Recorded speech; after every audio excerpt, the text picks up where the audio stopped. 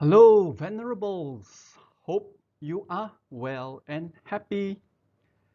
Well, welcome to the third week of our semester, and welcome to the third week of our course, Essence of Buddhadhamma. I hope you have no problem understanding the first 2 weeks of lectures 1 and 2, and then this week we are moving on to lecture 3, the Buddha.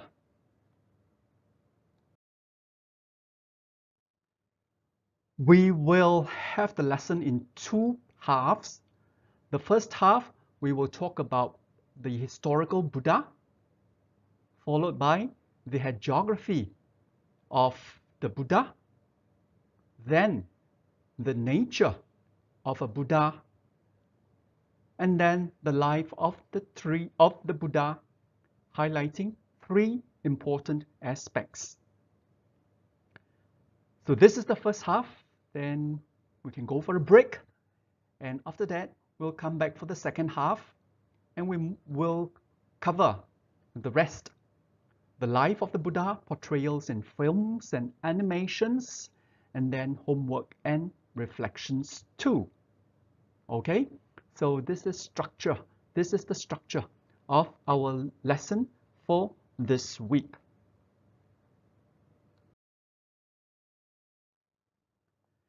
Now let us move on then to the historical Buddha.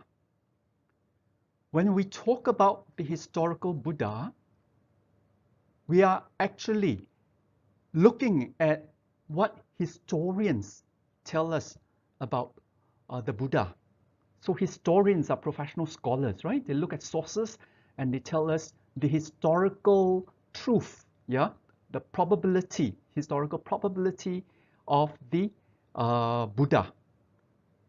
So because the Buddha existed about 2,500 years ago, there were only limited sources available to really give us a historical account of the Buddha.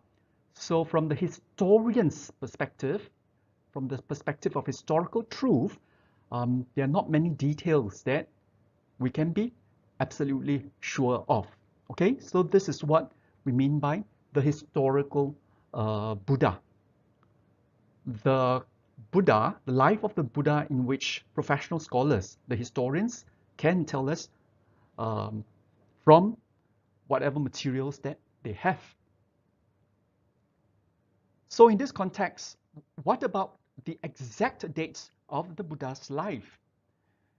Now here scholars are not very certain, right? Although in general, the scholars, they agreed that the Buddha probably lived about 80 years. Yeah, the sources tell them the Buddha probably lived about 80 years. But as to the exact dates, there's a debate. So traditionally, the debates from the Pali Canon tell us that the Buddha was born on 623 BCE, and then he passed away in 543 BCE. So this is the traditional dates of the Pali Canon. Well, other scholars have also proposed other dates. So for instance, some Sri Lankan sources, yeah, they suggest that perhaps the Buddha lived from 566 BCE to 486 BCE. And then Richard Gombrich, you see a picture of him here, who was born in 1937 and so 83 years old now. He's a British scholar of Indian studies, Buddhist studies, Sanskrit and Pali. And for many years, he taught at Oxford University. He's also the founder and president of the Oxford Centre for Buddhist Studies. According to him, the Buddha probably lived from 484 BCE to 404 BCE.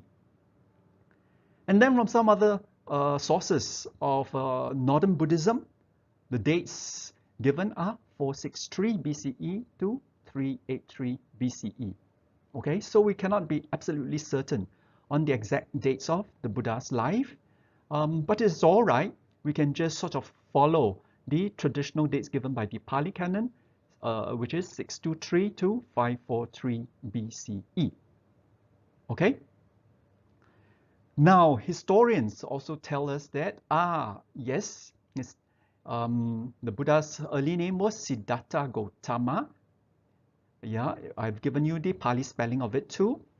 And Siddhartha means he whose purpose is accomplished, right? He's whose goal is achieved. Okay? And Siddhartha Gautama, or the historical Buddha, was also known as Sakya Muni. And Sakya Muni means sage of the Sakya, or in Pali, Sakka people, right? Sage of the Sakya or Sakka people. And scholars tell us that, yes, he lived in a small republic ruled by a council of household heads, of whom Gautama's father, his name was Suddhodana, was one of the heads. Okay, so a small state. Yeah, and they had a group of rulers known as a council of household heads, and Gautama's father, Suddhodana, was one of them. So these are what historians can tell us about the Buddha.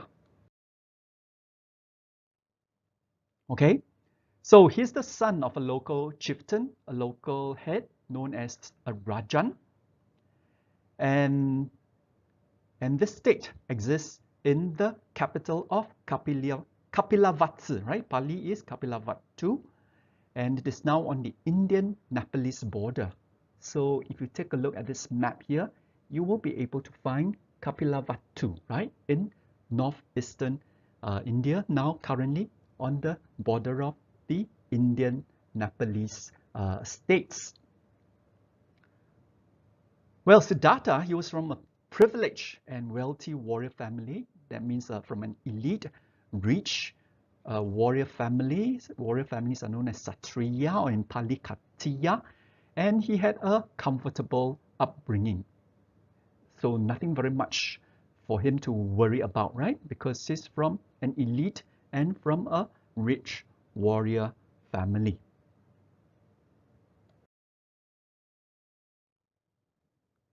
Nonetheless, when he was in his later years in life, he was troubled, yeah, by the suffering that he saw and associated with old age. All of us get old. Sickness, all of us fall sick. And then death, all of us would die for sure, right? So arising from this troubles associated with this various stages of life, he then left home. He adopted the life of a wandering ascetic, a sramana, or samana, one who strives to embark on a religious and spiritual quest. Yeah, so in lecture 2, we've already talked about a samana. Samana, right, was one who is associated with the Indus Valley civilization, the religion of the Indus Valley civilization. So, as a samana, Siddhartha learned from various teachers. He practiced extreme austerities. That means he go through all kinds of very difficult, rigorous training. But somehow he did not achieve the goal of liberation, right? As you can see on the picture on the left, his body was so bony, so skinny. Yeah. And then later on, he realized enlightenment when he meditated under an asvatha. Asvatha means a fig tree, and this tree is later known as Bodhi. Bodhi means enlightenment, right? Bodhi tree or enlightenment tree. He meditated under this tree, which is near the Nairanjana River in the city of Bodh which is now in the North Indian state of Bihar. So if you take a look at the map here, you can find Bodh Gaya, right? That's where the Bodhi tree is, and that's where Siddhartha Gautama realized enlightenment. Okay? Then after realizing enlightenment, he of course became known as the Buddha, and he devoted the rest of his life to teaching this way to the end of suffering, to the cessation of suffering, to the end of suffering, to ascetics and householders. Yeah. He then set up a well-organized mendicant community. That means a community of people who go on alms. And this alms was supported by the wider population. And upon his death, yeah, his followers, the Buddha's followers, cremated his body, divided up the relics, which were placed in different stupas.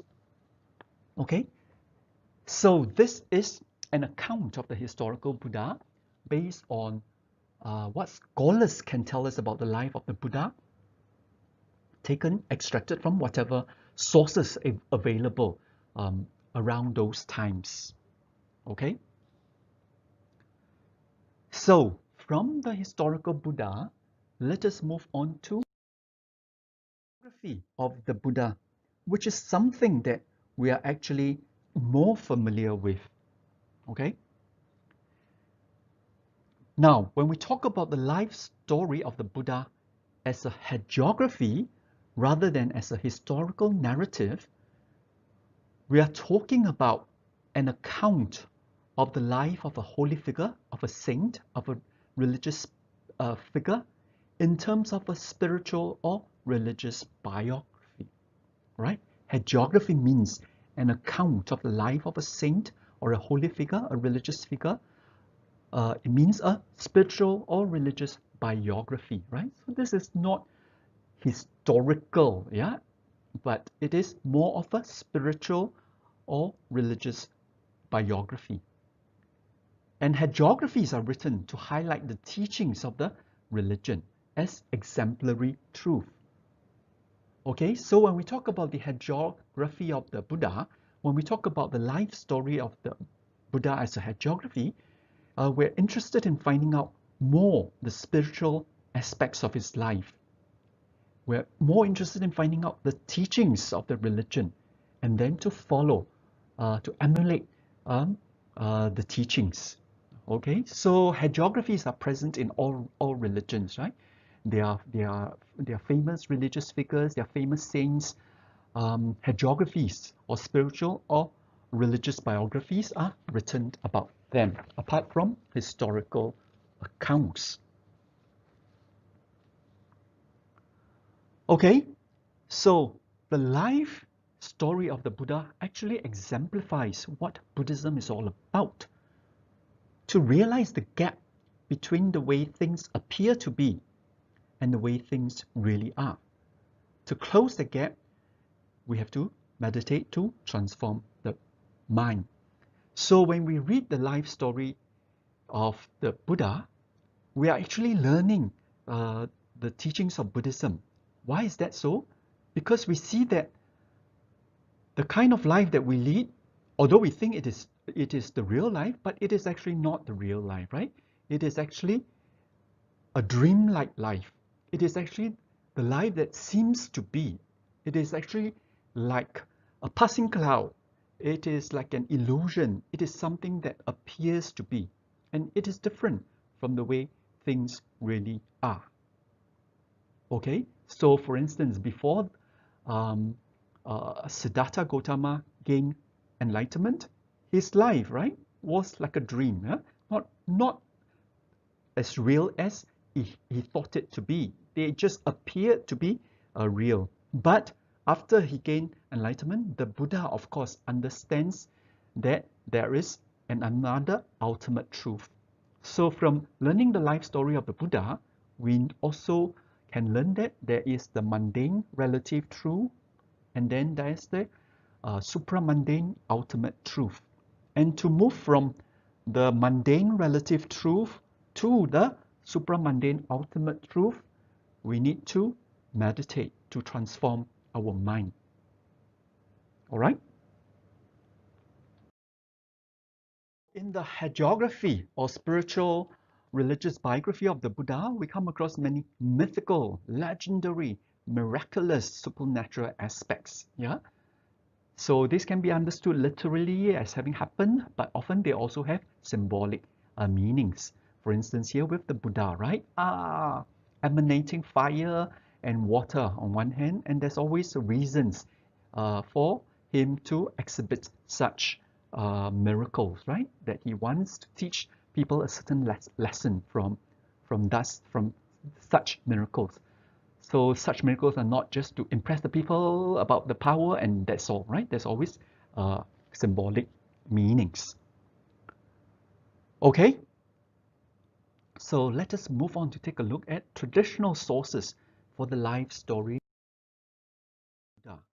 So based on what kind of materials can we know the life story of the Buddha? So we can think of it in terms of two kinds of texts, two kinds of texts, right? The first group of texts are known as Sanskrit texts, texts in Sanskrit language, and then the second kind of texts are Pali texts, texts in Pali language. So in terms of Sanskrit texts, there is the school of Lokatavaradin, right? Account presented in the Mahavatsa. Mahavatsa means great story, and this is available around the 1st century Christian era, the 1st century. And then there's also the Mahayana Savastivadin school, right? With its account found in the Lalitavistara, right? Which also was emerged from the 1st century CE. And then we also have Ashvagosa's poem known as the Buddha Charita. These are Buddha Charita means acts of the Buddha. And this emerged around the 2nd century CE. Okay, so these are three main Sanskrit texts which tell us something about the life story of the Buddha. What about the Pali text? Well, we have the Nidana Katta. Yeah, this is the introductory tale, which probably dated back to the 2nd or 3rd century CE. And Nidana Katta is the introduction to the commentary on the Jatakas, right? A collection of stories of the Buddha's previous births, which I'm sure many of you are familiar with. Okay, so these two groups of texts, Sanskrit text and Pali text, provide us with information on the life story of the Buddha.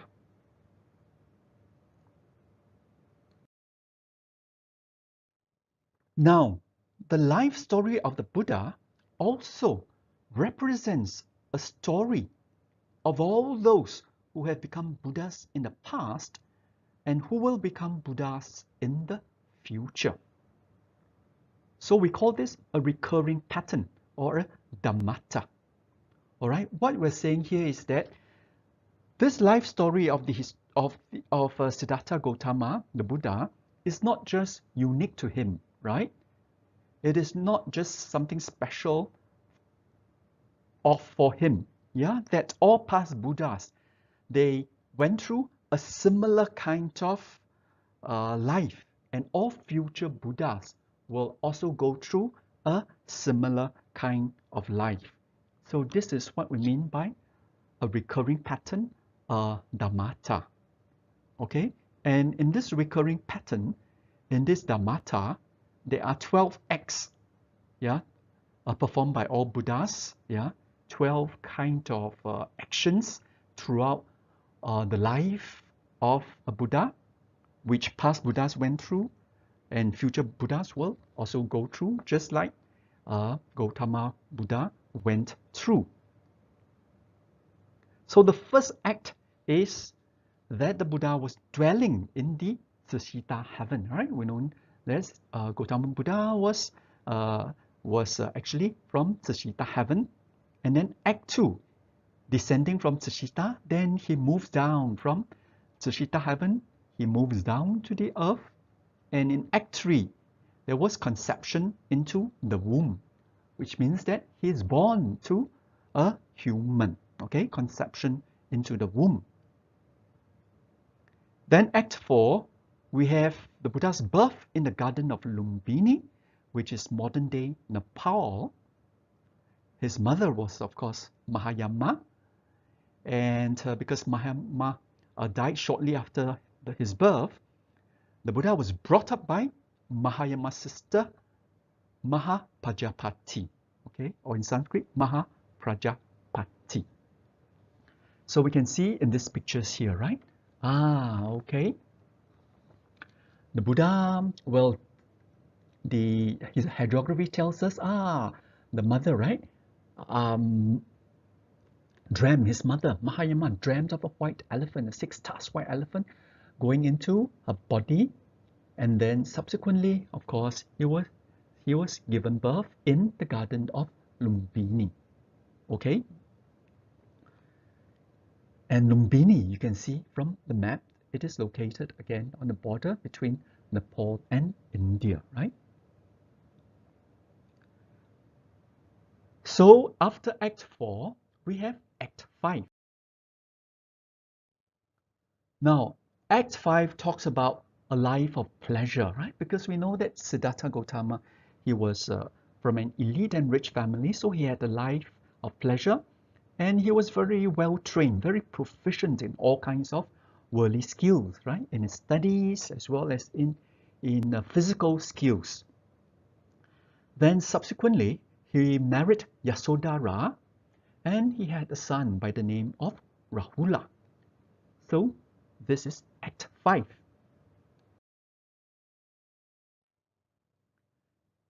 Then in Act 6, Siddhartha became disenchanted with life of pleasure, all right? And with this disenchantment with the life of pleasure, he decided to go forth, the great going forth from home to homelessness. That is, he became a renunciant, a wandering ascetic, a samana. Okay, so from Act 6, disenchantment, he moves on to Act 7, going forth from home to homelessness. And then in Act 8, he carried out all kinds of practice, of austerities or self-mortification. But because they were not successful, he then renounced them, right? So Act 8 represented the practice of austerities, self-mortification, and then renounce them. Then comes Act 9, right? We have the victory over Mara. Mara, we call it as the personification of evil, right? Sort of a deity demon, Mara, and associated with all kinds of unwholesomeness. Yeah. So in that sense, he symbolized unwholesomeness. He symbolized moral evil. And then finally, Act 10, right? We have the attainment of nirvana, of enlightenment, while he was meditating under the Bodhi tree. So we see in this picture here, his Act 6 to Act 10, right? These enchantments with life of pleasure, going forth, practice of austerities, and then the big picture, his fight with Mara, and then victory over Mara, and then he attained enlightenment under the Bodhi tree. Then in Act 11, we have the Buddha teaching the Dharma. And then he passed away at the age of 80, that's Act 12, in the town of Kusinara, or Sanskrit, Kusinagara, right? So Act 11, teaching the Buddha, we have him teaching to his first 5 disciples in Sanav, right? At the deer park, you see some deer park in Sanav, which is near present-day Varanasi. And then Act 12, he passed away in the town of Kusinagara. So in this map, you have the 4 famous pilgrimage sites, right? Starting with Lumbini, that's the birthplace of the Buddha. Then moving on to Bodhgaya, the place of his enlightenment. Then to Sanav, the place where he first turned the Dharma wheel, where he first taught. And then Kusinagara, the place where he finally passed away. So the 4 famous pilgrimage sites of the Buddha.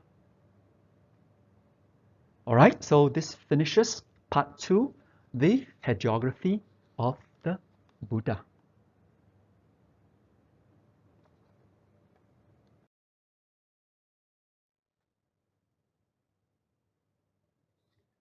Now let us then move on to part 3, which is the nature of a Buddha. So, as we have said in lecture 1, when we talk about the Buddha means the awakened one, the enlightened one who is fully aware of reality. And he's also known as the Tathagata, one who has come thus, Tatha, and gone thus, one attuned to reality. And the Buddha is one who has transcended and gone beyond the round of rebirth. So as usual, if you have lecture 2 notes in front of you, you can follow with me. We're on page 2. If you don't have the lecture notes in front of you, it is okay. Just pay attention and listen. And then after that, you can go through your lecture notes. Then you will have a clearer understanding. All right. So we, of course, also see the Buddha as the great teacher. Yeah, he teaches out of sympathy, out of compassion for the suffering of beings, for the benefit and for the welfare of all beings. The Buddha teaches in order to lead others to awaken to the understanding that brings final relief from suffering. Yeah, because all of us are suffering. So out of his compassion, out of his sympathy for all our suffering, the Buddha teaches, because through his teachings, he hoped that we will also get rid of our suffering. All right? So all of us, all beings, have the potential to become Buddhas by following the teachings of the Buddha, by following the path. And ordinary beings' behavior like us, we are sometimes motivated by greed, hatred, and delusion, and sometimes by selflessness, friendliness, compassion, and wisdom. So sometimes we are motivated by unwholesomeness, sometimes we are motivated by wholesomeness. So these conflicting emotions and psychological forces lead us to different deeds, different actions, different words, different speech, and different thoughts. Okay? So because of this mix of our unwholesomeness and wholesomeness, in our normal daily life, we have different kinds of deeds, different kinds of words, different kinds of thoughts, some unwholesome, some wholesome, a mix of both unwholesomeness and wholesomeness. But a Buddha is one who has rooted out, who has eliminated, right, the three basic moral evils, or the three basic moral poisons of greed, or craving, or attachment, greed, craving, attachment.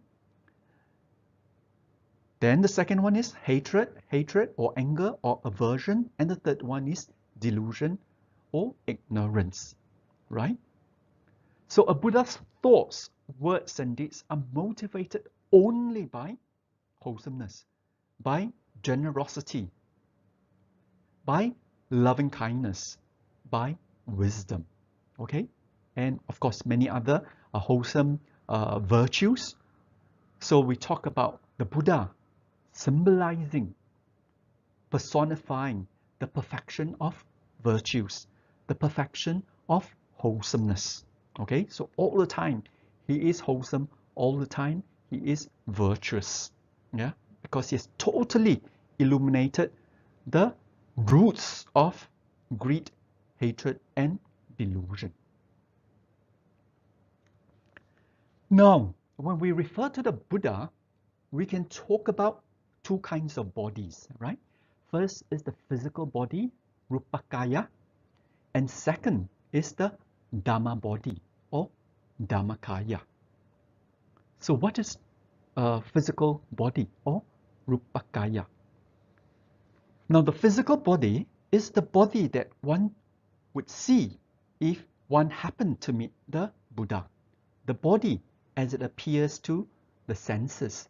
So imagine if we live back to the times of the Buddha and we have seen the Buddha as a baby. He is just like us, right? As a baby, then as he grows up to become a teenager, to become a young man, to become a middle-aged man, to become an older person. Yeah, these are what we ordinary beings go through our physical bodies. So the physical body of the Buddha is also like this, right? The Buddha would be someone just like us if we meet the Buddha. So this is Rupakaya, the physical body. You can see in this picture, yeah, that's a portrayal, right? A painting of his physical body. Now, apart from this physical body, we can talk about the Dhammakaya of the Buddha.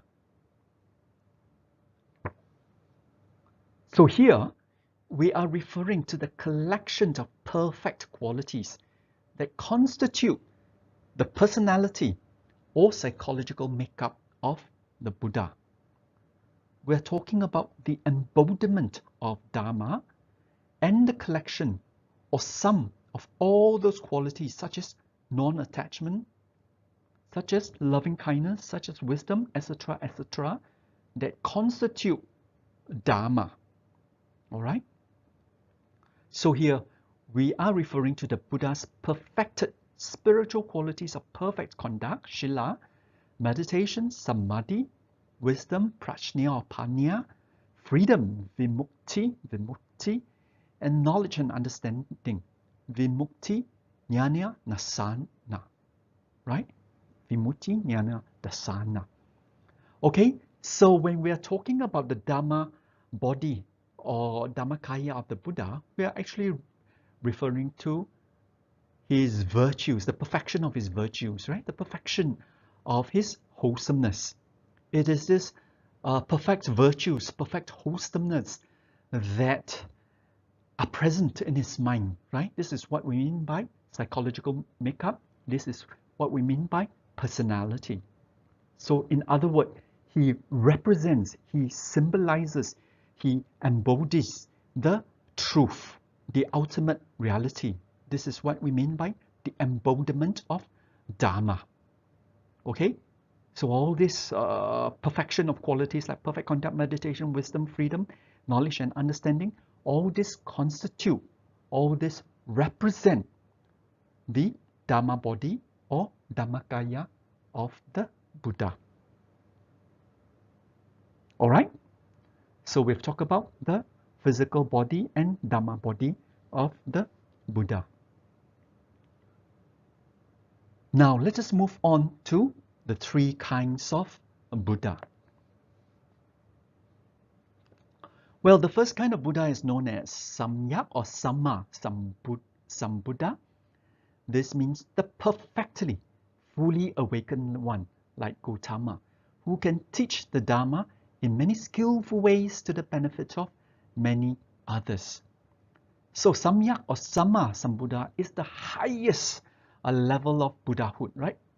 Totally perfect, totally fully awakened, yeah? Like Gautama Buddha, and he has all the skillful means, yeah? He has all the knowledge, the wisdom, the compassion, the loving kindness to teach the Dharma and benefited many people. That's the highest form of Buddhahood, huh? Samyak, Samma, Sambuddha. And then we have two other kinds of Buddha. The second kind is known as or Savaka Buddha. Here we are referring to the Arahat, or one who has awakened as a disciple, right? So on the left here, we have a portrayal of Sariputta, the great Arahant. Yeah. So here are Buddha's disciples when they follow his teachings and they gain enlightenment and they become awakened. They are known as Arahat. Okay? And then the third kind of Buddha is known as Pratyeka or Pacceka Buddha, which means solitary Buddha. And a person, one, might become awakened by one's unaided effort without hearing the teaching of a Buddha and teaches others only in a minimal way. Right? So when we are talking about a Pacceka Buddha, a solitary Buddha, we are talking about somebody who gained enlightenment on his own efforts, right? He did not come across the teachings of the Buddha. He looks at reality and then from what he comes across in his life, he pertained, he was awakened to the truth. And then he also teaches people, but he does not teach them as well or as to many people as the first kind of Buddha, the Sammasambuddha. So the Sammasambuddha, the first kind of Buddha, represents the highest, the most perfect, the most fully awakened one. Then comes the Savaka Buddha, who becomes enlightened as a result of being a disciple of the Buddha, as a result of following the teachings of the Buddha. And then we have Pacceka Buddha, who is the solitary Buddha who becomes awakened on his own effort and who teaches to a more smaller group of people, all right?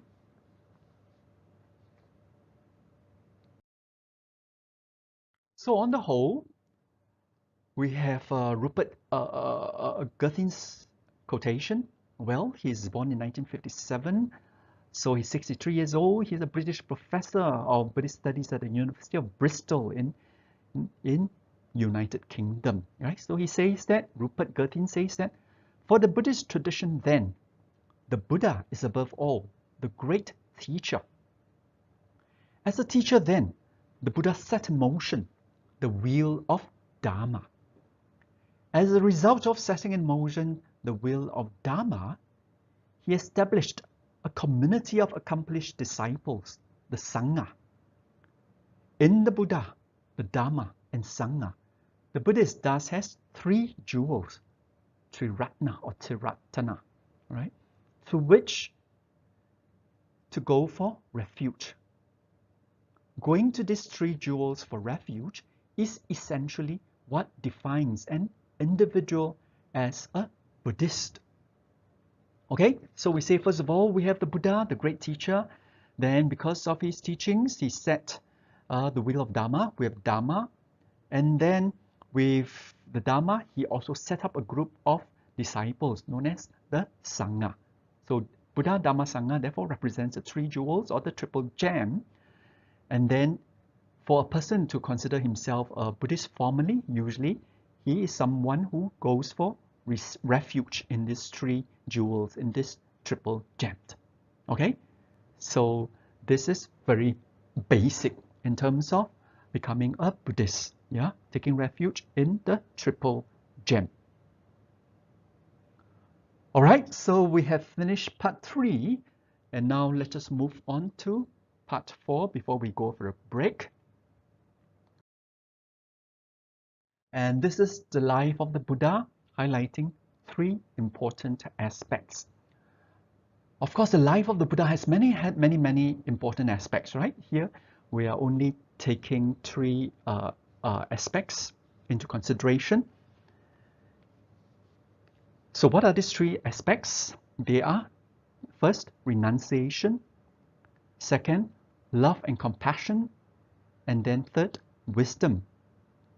Why do we highlight these 3 aspects? Because these are the qualities that are necessary, that are required for the attainment, for the realization of nirvana or enlightenment. Now we've said that 3 afflictions, right, cause us to be reborn again and again. Afflictions refer to defilements, refer to our basic moral evil, refer to our basic moral poisons, right? Afflictions, defilements, poisons. And these 3 are greed or attachment, hatred or aversion, and delusion or ignorance. And we can eliminate these afflictions, we can eliminate these poisons, we can eliminate these defilements by practicing renunciation, love and compassion, and wisdom, respectively. Okay, that's why we wish to talk about these 3 important aspects.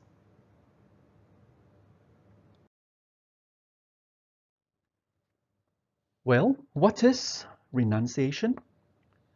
It is based on the clear recognition of the reality and universality of suffering. We talk about suffering, right? How there's so much suffering in our life. And when we renounce, right, like all of us monastics, we renounce. Why do we do so? Because we have a clear understanding of the nature of suffering, of how universal suffering is. Suffering is present in everybody. So for Siddhartha, we can talk about a couple of examples. When he was 7 years old, right, during a plowing ceremony, agricultural plowing ceremony, while he was watching these proceedings, while he was watching the ceremony, he saw a worm, yeah, that has been unearthed, right, and eaten, devoured by a bird. So this leads him to think, well, suffering, death, yeah, being eaten by something must be something that is unpleasant. So he comes across suffering. There's one incident. And then, of course, there's the which highlight to him the suffering of life. He came across an older man on the left picture, right? He came across a sick man. He came across an old man, a sick man, left picture, bottom. Then he came across a corpse, right picture, top. And then he came across an ascetic, right? The right picture at the bottom. So old age, sickness, death, the sufferings that every one of us will encounter. And then when he saw the ascetic, yeah, who was very calm and peaceful, he make a resolution that he will also be one and practice to find out the solution to overcome this suffering. So these famous foresights moved Siddhartha to renounce the life of a householder and adopt the life of an ascetic in order to seek the ultimate truth for the benefit of all living beings. Okay, so this is the first aspect of renunciation, right? So this, if we practice full renunciation, we can counter greed, we can counter craving, we can counter attachment. So usually we start off by practicing generosity, right, as an antidote to greed. And then as we practice generosity, selflessness, renounce more and more things, yeah, give up more and more things, finally we can also practice full renunciation. So stage by stage, renunciation, generosity, selflessness, renunciation. And then to counter hatred and anger or aversion, we need to cultivate love and compassion. This is the second important aspect that we can glean from the Buddha's life. So love and compassion is an attitude whose objective, whose goal is to foster as far as possible the happiness of others and to allay their suffering. Okay, so when we talk about love and compassion, what we mean is that we want to bring happiness to others. We know that other people are suffering. We want to help them to relieve their suffering, right? To bring happiness to others and to help them to eliminate their suffering. So in the incidents of the Buddha's life, of course, we have the famous incident of the wounded swan. We have Siddhartha's cousin Devadatta. He shot a swan with his bow and arrow.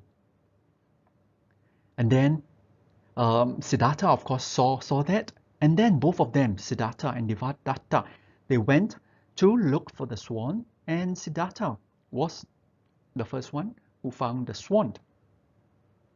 Devadatta was not happy and said that, the swan should be mine because I was the one who shot down the swan. So both of them then went to see the wise men of the court to let the wise men decide whose swan shall it be. So the wise men of the court had awarded the bird to Siddhartha, awarded the swan to Siddhartha on the grounds that life rightly belongs to him who would preserve it and not to him who would destroy it. So here the emphasis is on the sacredness of life, right? On the sanctity of life, on love and compassion, and not on destruction of life, not on doing violence to life, not on doing harm to life. Okay, so love and compassion as an antidote to hatred and anger.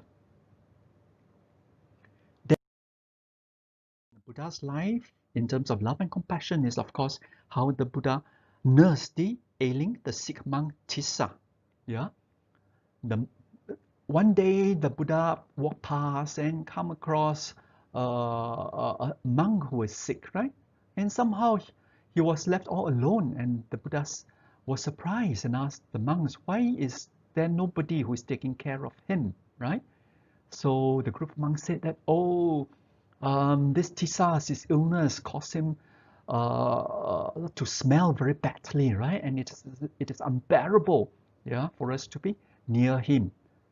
Upon hearing this, of course, the Buddha was full of love and compassion, and then he went personally to Tissa to take care of him, to dress his wounds, and to comfort him. Yeah, and then of course the Buddha told all the monks that now that we are all monks, right, we must learn how to take care of each other.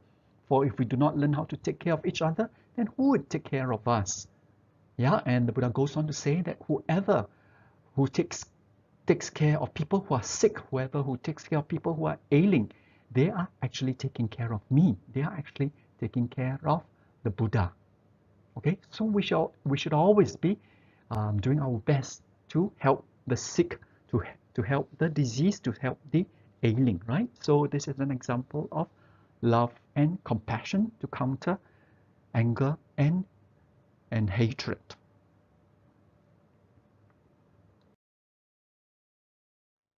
Then the third most important aspect is wisdom. And wisdom here is to counter a delusion or ignorance. Okay? Wisdom is the most important quality because it removes ignorance, the fundamental cause of suffering, and wisdom opens the door to freedom and enlightenment. So here we can think in terms of a tree analogy, right? Look at the picture of this big tree. Although, while one may sever, cut the branches of a tree, and even cut down its trunk, if the root is not removed, the tree will grow again. Likewise, although one may remove attachment by means of renunciation and aversion by means of love and compassion, as long as ignorance is not removed by means of wisdom, attachment and aversion are liable to rise again. And meditation is the way through which wisdom may be gained. So here the Buddha said that the most important aspect is wisdom. Wisdom is like the root, right? And then renunciation, love, and compassion, they are very important virtues, of course. They are like the branches, yeah? However, if we just cut down the branches or the trunk and we do not, well, the branches, okay, let's use the analogy. The branches are like greed and craving, attachment, and the branches are like anger, hatred, and aversion. So if we only cut down these branches or the trunk through our practice of renunciation, love, and compassion, these are very good. But still, we have not removed the underlying cause, which is ignorance and delusion, which represent the roots. So as long as the roots are there, the trunk and the branches can grow again. So in order to remove ignorance or delusion, we must cultivate wisdom. And wisdom is achieved through meditation. All right? So what are the incidents in Buddha's life to lead him to the cultivation of wisdom? Well, we talk about the plowing ceremony again. After witnessing the worm being eaten by the bird, Siddhartha, right, sat under a rose apple tree and began to meditate, achieving the first level of meditation by concentrating his mind on the process of inhalation and exhalation, breathing in and breathing out. So he achieved a state of calm, a state of peace, a state of tranquility. So this is meditation, right? And then later on in his life, of course, he went on to learn from well-known teachers of meditation. These two very famous, renowned teachers of meditation. He studied right? The ascetic Gautama studied under, first of all, Arada Kalama or Alara Kalama, and by following his teaching, he achieved the state of nothingness. So here with the picture of life of the Buddha, of Gautama, learning from this teacher, Arada Kalama, and achieving the state of nothingness. However, because he realized that it is still not enlightenment, he went on to learn from another Udraka Ramaputra, or in Pali, Udaka Ramaputta. And here, he achieves the state of neither perception nor non-perception. And hence, through all these teachers, he mastered various techniques of concentrating the mind, right? So in this picture here, yes, Gautama learning from Udraka Ramaputra. Now, after learning all these methods of concentrating the mind, he then left the teachers because he found that just concentration meditation or samatha meditation alone could not permanently put an end to suffering, even though it might supply temporary relief. So of course, when we do concentration or samatha meditation, temporarily, right, for the moment, we will block out our afflictions and our defilements. Because we block them out, we feel fine, right? But it is not the ultimate solution yet.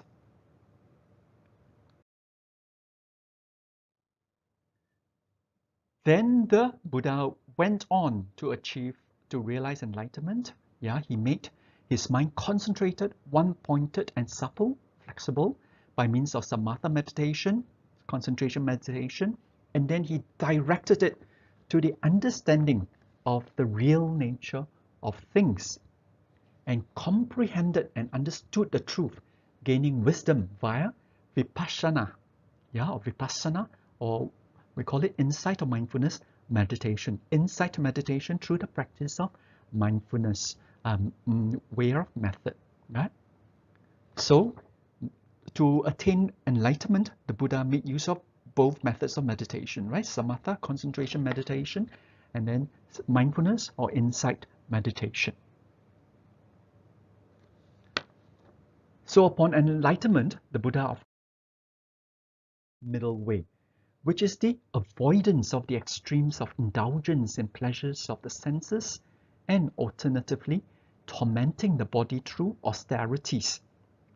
And this is seen in the life and practice of the Buddha, right? So in this picture, we see the middle way of Buddhism, the middle way between luxury, which is on the left, representing, for instance, the luxurious life of a prince with everything, indulgence, indulging all his five senses. And then on the other extreme, self-denial, right? The practice of ascetics, living a life totally deprived of all forms of luxuries. And both these extremes are no good. What the Buddha teaches is the middle way. And through the middle way, we can realize enlightenment. All right? So this is part 1, 2, 3, and 4.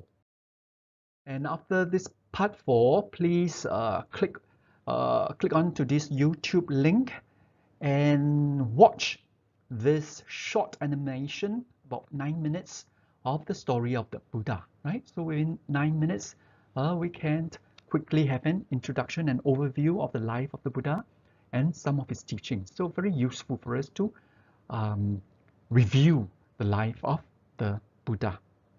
Okay, on this note, let us take a break before we come back to the second half of lecture 3. Thank you. Have a break.